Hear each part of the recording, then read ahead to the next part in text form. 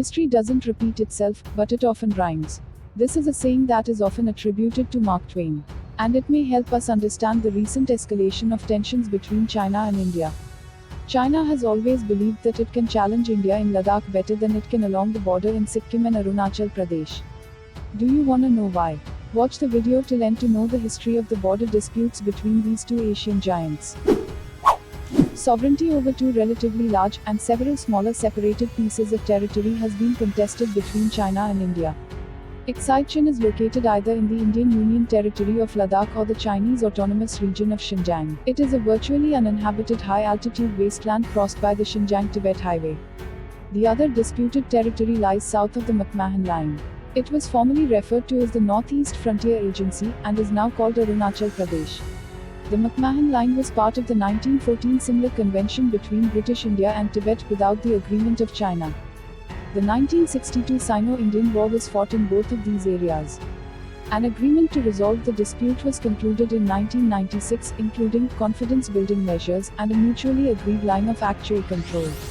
In 2006, the Chinese ambassador to India claimed that all of Arunachal Pradesh is Chinese territory, amidst a military buildup. At the time, both countries claimed incursions as much as a kilometer at the northern tip of Sikkim. In 2009, India announced it would deploy additional military forces along the border. In 2014, India proposed China should acknowledge a One India policy to resolve the border dispute. Apart from the Indo-China War, which happened in 1962, there were no large-scale battles, but disputes happened every now and then. Nattular and Chola clashes of 1967. The Nattular and Chola clashes were a series of military clashes in 1967, between India and China alongside the border of the Himalayan kingdom of Sikkim, then an Indian protectorate. The Nattular clashes started on 11 September 1967, when the People's Liberation Army launched an attack on Indian posts at Nattular, and lasted till 15 September 1967. In October 1967, another military duel took place at Chola and ended on the same day. According to independent sources, the Indian forces achieved decisive tactical advantage and defeated the Chinese forces in these clashes. Many Chinese fortifications at Nattular were said to be destroyed, where the Indian troops drove back the attacking Chinese forces. The Doklam military standoff in 2017. In June, a military standoff occurred between India and China in the disputed territory of Doklam, near the Dokala Pass. The dispute that ensued post-June 16 stemmed from the fact that the Chinese had begun building a road below Dokala, in what India and Bhutan claimed to be disputed territory. This resulted in Indian intervention of China's road construction on June 18, 2 days after construction began. Bhutan claims that the Chinese have violated the written agreements between the two countries that were drawn up in 1988 and 1998 after extensive rounds of talks. Throughout July and August, the Doklam issue remained unresolved. On August 28, India issued a statement saying that both countries have agreed to expeditious disengagement in the Doklam region.